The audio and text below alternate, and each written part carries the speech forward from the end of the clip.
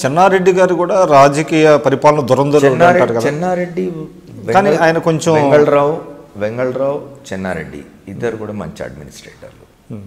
చెన్నారెడ్డి అసలు అడ్మినిస్ట్రేటరే కాకుండా ఆయన అంటే ఒక ఇది ఉండేది, అడ్మినిస్ట్రేషన్లో భయం ఉండేది. ఒక చిన్న ఇన్సిడెంట్ చెప్పొచ్చు. చెన్నారెడ్డి గారు ఒకసారి ఏదో ఒక నిర్ణయం తీసుకున్నారు, ప్రకటించినారు సభలో. తెల్లారి దానికి సంబంధించిన ఐఏఎస్ ఆఫీసర్ వచ్చినాడు. ఏమైంది, నేను ఆ నిర్ణయం ప్రకటించిన కదా అంటే, జీవో రాలేదన్నాడు ఆయన అధికారి. నా మాటే జీవో అని చెప్పినాడు ఆయన. ముందు పోయి అది అమలు చేసిరండి, అప్పుడు జీవో ఇస్తానని చెప్పాడు. అట్లా ఉండేది అన్నట్టు. నేను ముఖ్యమంత్రిగా నా నోట్లోంచి ఒక మాట వచ్చిందంటే అది గవర్నమెంట్ ఉత్తర్వుతో సమానం అని చెప్పేవాడు. అంత పట్టు ఉండేది ఆయనకు. కానీ తర్వాత చెన్నారెడ్డి గారు ఏదైనా ఫైల్, ముఖ్యమంత్రులు సాధారణంగా ముఖ్యమంత్రుల ఫైల్ పోయినప్పుడు చెన్నారెడ్డి గారు చాలా క్షుణ్ణంగా చదివేవాడు ఫైల్. ఆయన మొత్తం చదివి దాని ప్రోస్ అండ్ కాన్స్ అవన్నీ చూసి చేసి సైన్ పెట్టేవాడు.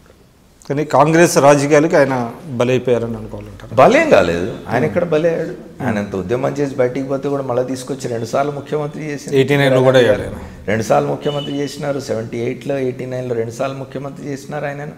తర్వాత 3 రాష్ట్రాలు 4 రాష్ట్రాలు గవర్నర్లుగా నియమించినారు. ఆయన ఎక్కడైనా నష్టపోలేదు. రాజకీయంగా చెన్నారెడ్డి గారు నష్టపోయిందంటే నేను ఒప్పుకోను. అంటే ముఖ్యమంత్రిగా షార్ట్ స్టింట్, అది కాంగ్రెస్ సంస్కృతి. అది కాంగ్రెస్ సంస్కృతి కారణంగానే కదా ఎన్టీ రామారావు గారు రాజకీయాల్లోకి వచ్చింది.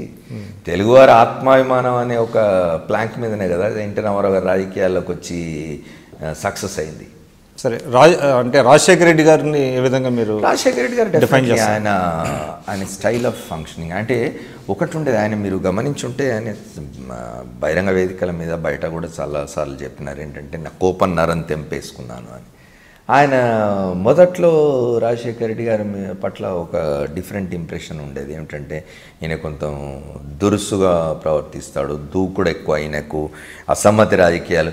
నిజానికి కాంగ్రెస్ పార్టీలో త్రూ అవుట్ ఆయన 1978లో మొదటి శాసనసభ్యుడిగా ఎన్నికైన తర్వాత 2004లో ముఖ్యమంత్రి అయ్యే వరకు కూడా ఆయన ఎంతసేపు అసమ్మతి విదిన్ ది పార్టీ అసమ్మతివాది అని కదా ఆయనకున్న పేరు. కానీ ఆయన 1999లో ఆయన ప్రతిపక్ష నాయకుడు అయిన తర్వాత పాదయాత్ర చేసిన దగ్గర నుంచి మాత్రం రిమార్కబుల్ మార్పు కనిపిస్తుంది మీకు. ఆ తర్వాత కాలంలో ఆయన చాలా మారినాడు. ఆయన నిజానికి పీపుల్ ఇష్యూస్ పట్ల కానీ ఇతర పట్ల కానీ ఆయనకు బోలెడంత సహనం వచ్చింది.